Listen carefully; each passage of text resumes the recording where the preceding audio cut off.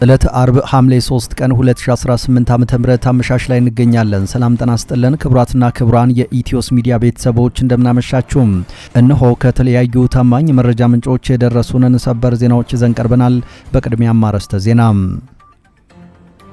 በአማራ ምድር ባገዛዙ ጦርና በፋኖ ኃይሎች መካከል የሚደረገው የፊት ለፊትና የጨበጣ ውጊያ ዛሬም ተጠናክሮ ቀጥሏል። ቀደም ሲል አማራው ለጅምላ እልቂት ሲዳረግበትና ከሰው አቅም በላይ ሆኖ በእስካቫተር ማሽን እየታፈሰ በጅምላ ሲቀበርበት በነበረው መተከል ቀጠና ዛሬ በሺዎች የሚቆጠሩ የፋኖ ኮማንዶዎች በድምቀት ተመርቀዋል። በምርቃት ስነ ስርዓቱ ላይ የተገኙት የአማራ ፋኖ ብሔራዊ ንቅናቄ ሊቀመንበር አርበኛ ዘመነ ካሴም በዚህ የኮማንዶ ምርቃት የተሰማቸውን ደስታ ገልጸው የፕሪቶሪያውን ስምምነት በተመለከተም መልእክት አስተላልፈዋል። የፕሪቶሪያው ስምምነት የአማራን የህልውና ትግል እንዳልወለደው ገልጸው ይልቁንም የአማራ መነሳት ፕሪቶሪያን ወለደ በማለት ስምምነቱ የአማራ ትንሣኤ በፈጠረው ድንጋጤ የተከሰተ መሆኑን አጽንኦት ሰጥተዋል። በሌላ በኩል በጎንደር ግንባርም ውጊያው ሲቀጥል በጎንደር ሽመለ ጋር አቅራቢያ በደረሰ ድንገተኛ የፋኖ ጥቃት ከ47 በላይ ያገዛዙ የጸጥታ ኃይሎች መገደላቸው ተገልጧል። በምዕራብ ጎንደር ዞን መተማ ወረዳ ሽመለ ጋራና ወዲ ገምዞ በተባሉ ቦታዎች መካከል በተሰነዘረ ድንገተኛ ጥቃት የብልጽግና አገዛዝ አድማ ብተና ኃይል አባላት የሆኑ ከ47 በላይ ታጣቂዎች ሲገደሉ 33 የሚሆኑት ደግሞ ከባድና ቀላል ቁስለኛ መሆናቸውን የፋኖ የህዝብ ግንኙነት መምሪያ ይፋ አድርጓል። በዝርዝር መረጃውን የምትሰሙት ይሆናል።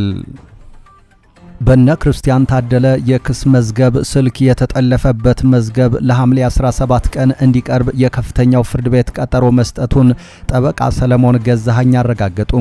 የነ ክርስቲያን ታደለ የክስ መዝገብን በተመለከተ ሚዲያችን ተከታታይ ዘገባዎችን እየሰራ መሆኑ ይታወቃል። ፍርድ ቤቱ ባለፈው ቀጠሮ ተከሳሾቹ ክሳቸውን ይከላከሉ ወይስ በነጻ ይሰናበቱ በሚለው ጉዳይ ላይ ብይን ለመስጠት ለዛሬ ሐምሌ 3 ቀጠሮ ሰጥቶ እንደነበር መዘገባችን አይዘነጋም። ይህንን ተከትሎም የዛሬውን ችሎት በተመለከተ ዝርዝር መረጃ ደርሶናል፣ ተሰሙታላችሁ። በዛላምበሳ አዲ ሐቂ በሚባለው ዋና አስፓልት ላይ ኬላ በመጣል ወጪና ገቢውን ሲቆጣጠሩ የነበሩ የኤርትራ ሰራዊት አባላት ወደ ኋላ በመመለስ ወደ ኤርትራ መስመር መጓዛቸውን የአካባቢው ምንጮች አረጋገጡ።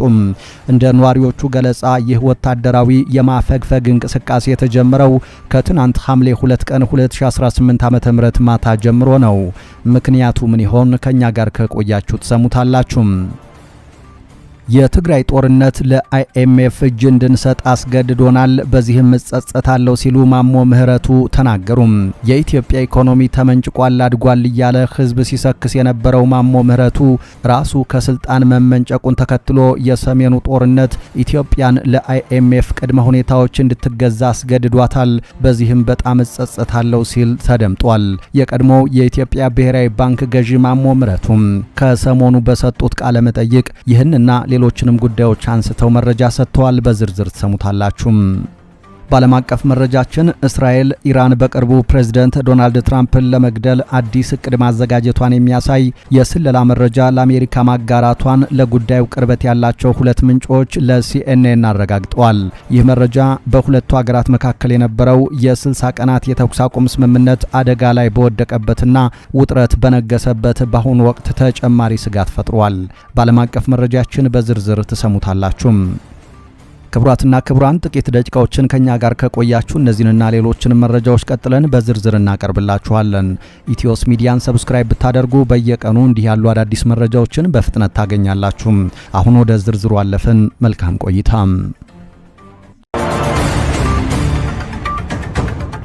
በአማራ ምድር ባገዛዙ ጦርና በፋኖ ኃይሎች መካከል የሚደረገው የፊት ለፊትና የጨበጣ ውጊያ ዛሬም ተጠናክሮ ቀጥሏል።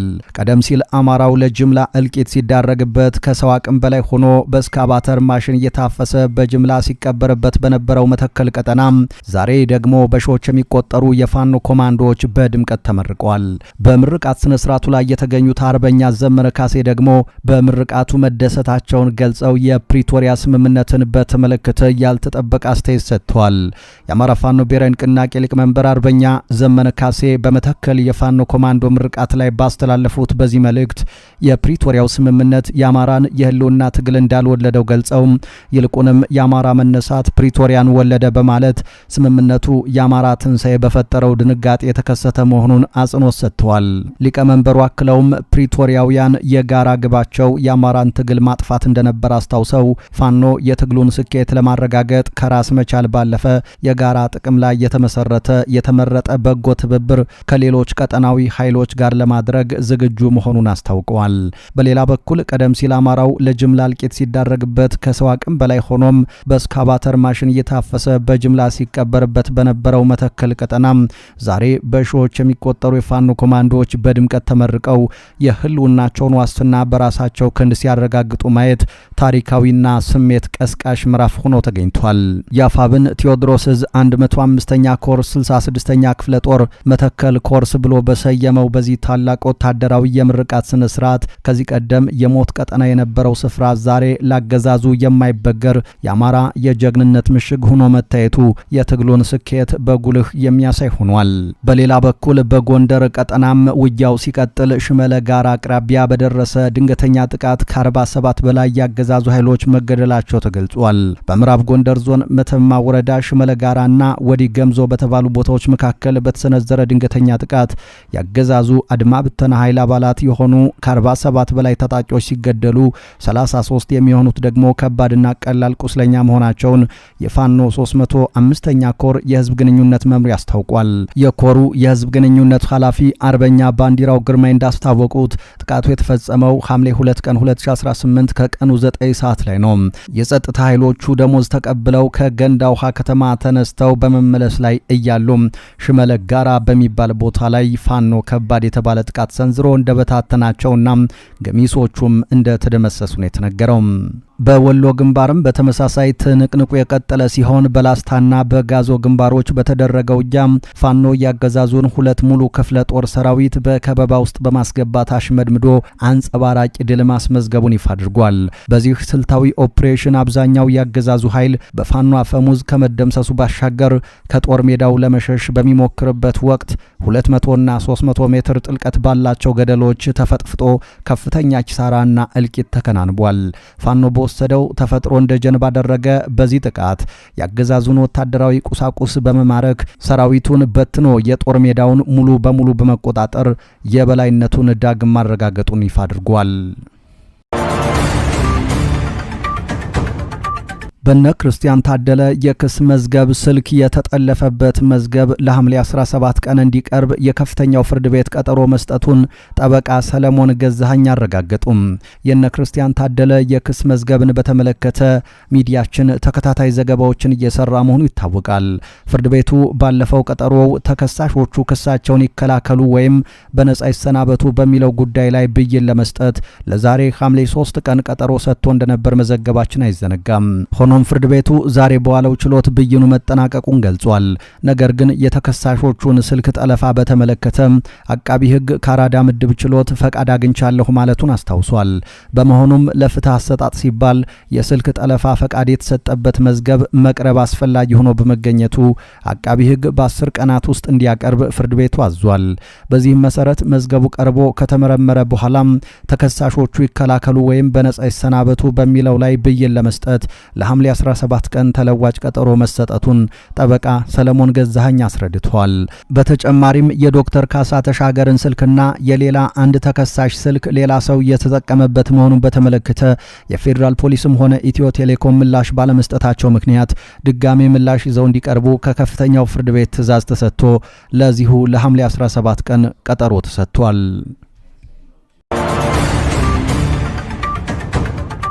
በዛላምበሳ አዲሃቂ በሚባለው ዋና አስፓልት ላይ ኬላ በመጣል ወጭና ገቢውን እንዲሁም የአካባቢውን ማህበረሰብ ለዓመታት ሲቆጣጠሩ የቆዩት የኤርትራ ሰራዊት አባላት ወደ ኋላ በመመለስ ወደ ኤርትራ መስመር መጓዛቸውን የአካባቢው ነዋሪዎች አረጋገጡም። እንደ ነዋሪዎቹ ገለጻ ይህ ወታደራዊ የማፈግፈግ እንቅስቃሴ የተጀመረው ከትናንት ሐምሌ 2 ቀን 2018 ዓ.ም ማታ ጀምሮ ነው። የአካባቢው ነዋሪዎች ከረጅም ዓመታት ወታደራዊ ገደብና ጫና በኋላ አሁን ላይ ትልቅ ትልቅ የነጻነትና የሰላም ስሜት እየተሰማቸው መሆኑን ተናግረዋል። ይሁን እንጂ አንዳንድ የአካባቢው አስተያየት ሰጪዎች ሰራዊቱ በድጋሜ ተመልሶ ኬላ እንደማይዘረጋ እርግጠኛ መሆን እንደማይቻልና ሙሉ ዋስትና እንደሌለ ቢገልጹም አሁን ያለው አንጻራዊ መረጋጋትና ነጻነት ግን ከቀደመው በእጅጉ የተሻለ መሆኑን ጠቁመዋል። በዚህ የኤርትራ ሰራዊት ወደ ኋላ የመመለስ አዲስ ሂደት ላይ እስካሁን ድረስ ከትግራይ ክልል አስተዳደርም ሆነ ከአካባቢው የአስተዳደር ባለስልጣናት የተሰጠ ይፋዊ መግለጫም ሆነ የተባለ ነገር የለም። የትግራይ ጦርነት ለአይኤምኤፍ እጅ እንድንሰጥ አስገድዶናል ሲሉ የቀድሞ የብሔራዊ ባንክ ገዢ ማሞ ምህረቱ ተናገሩ። የኢትዮጵያ ኢኮኖሚ ተመንጭቋል አድጓል እያለ ህዝብ ሲሰክስ የነበረው ማሞ ምህረቱ ራሱ ከስልጣን መመንጨቁን ተከትሎ የሰሜኑ ጦርነት ኢትዮጵያ ለአይኤምኤፍ ቅድመ ሁኔታዎች እንድትገዛ አስገድዷታል፣ በዚህም በጣም እጸጸታለሁ ሲል ተደምጧል። የቀድሞ የኢትዮጵያ ብሔራዊ ባንክ ገዢ ማሞ ምህረቱ ቮክስ ዴቭ ከተባለ የውጭ የበይነ መረብ ሚዲያ ጋር ባደረገው ውይይት የሰሜን ኢትዮጵያው ጦርነት በማክሮ ኢኮኖሚው ላይ ከፍተኛ ውድመት ማድረሱን ገልጿል። ቀደም ሲል በብድር ላይ የተመሰረተው የእድገት ጉዞ ገደብ ላይ ደርሶ እንደነበር የጠቆመው የቀድሞው ገዢ ጦርነቱ ሀገሪቱን አማራጭ ወደ ሌለው ቀውስ ውስጥ በመክተት ለዓለም አቀፉ የገንዘብ ድርጅት አይኤምኤፍ ቅድመ ሁኔታዎች እንድትገዛ አስገድዷታል ብሏል። ሀገሪቱ በከፍተኛ ጫና ውስጥ ሆና የብርን ዋጋ በገበያ እንዲወሰን ማድረግን ጨምሮ በአይኤምኤፍ የሚመሩ የለውጥ እርምጃዎችን ለመተግበር መገደዷ ያስከተለውን ተጽዕኖ በማንሳትም ትልቅ ጸጸት መፈጠሩን ጠቁሟል። ውሳኔው በሀገር ውስጥ የታቀዱ ማሻሻያዎችን መሰረት ያደረገ ቢሆንም የጦርነቱ መዘዝ ግን ሀገሪቱ ለውጭ ገንዘብ ተቋማት እጅ እንድትሰጥ ማድረጉን አስገንዝቧል። እናንተስ ምን ትላላችሁ? ሐሳባችሁን ኮሜንት ላይ አጋሩን።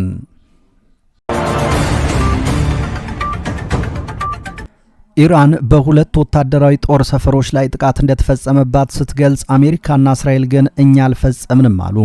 የኢራን መንግስታዊ ሚዲያዎች ትናንት ሐሙስ ምሽት ላይ በደቡባዊ ኢራን በሚገኙ ሁለት ወታደራዊ ተቋማት ላይ ጥቃት መፈጸሙን ይፋ አድርገዋል። ኢርና የተሰኘው የዜና አውታር የቡሻሂር ግዛት የፖለቲካና የደህንነት ምክትል ገዢ የሆኑትን ኢሳሃን ሀጂያን ጠቅሶ እንደገለጸው በከተማው አቅራቢያ በሚገኝ የጦር ሰፈር ላይ ጥቃት ተፈጽሟል። ይህንን ጥቃትም የአሜሪካና የእስራኤል ሚሳኤሎች እንዳከናወኑት መናገራቸውን አስረድቷል።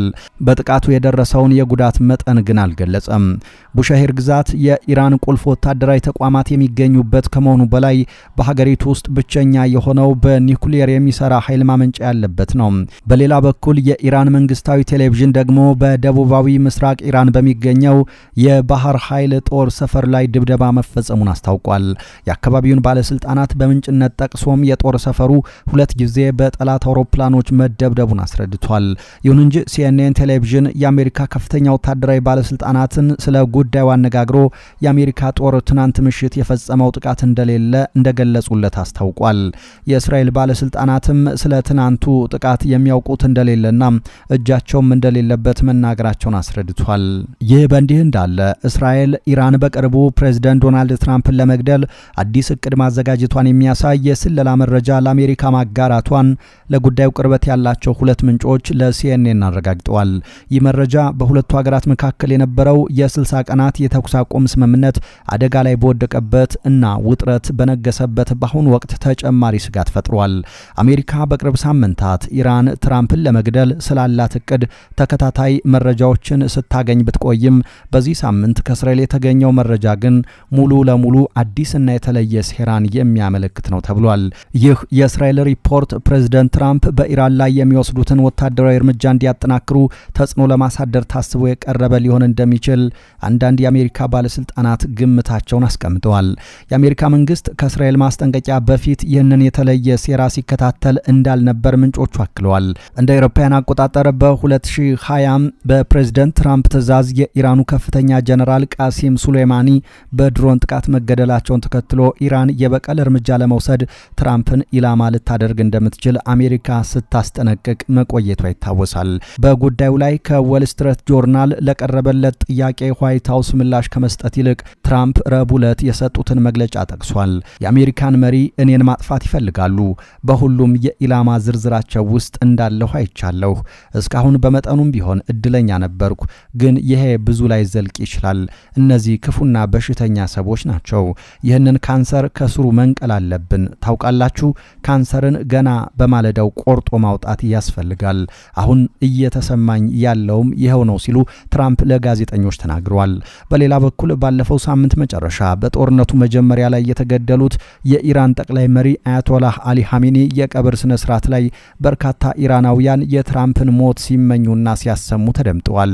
የእስራኤሉ ጠቅላይ ሚኒስትር ቤንያሚን ኔታንያሁ ትራምፕ ከኢራን ጋር እያደረጉት ባለው የዲፕሎማሲ ጥረት ላይ ጥልቅ ጥርጣሬያቸውን የገለጹ ሲሆን በቅርቡም ከትራምፕ ጋር በዋሽንግተን እንደሚመክሩ ይጠበቃል።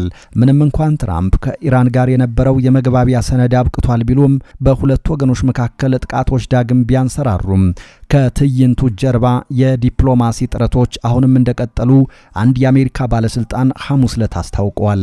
ዋሽንግተንና ቴሄራን እስከ ነሐሴ አጋማሽ ድረስ አዲስ የኒውክሌር ስምምነት ላይ ለመድረስ እየሰሩ ይገኛሉ።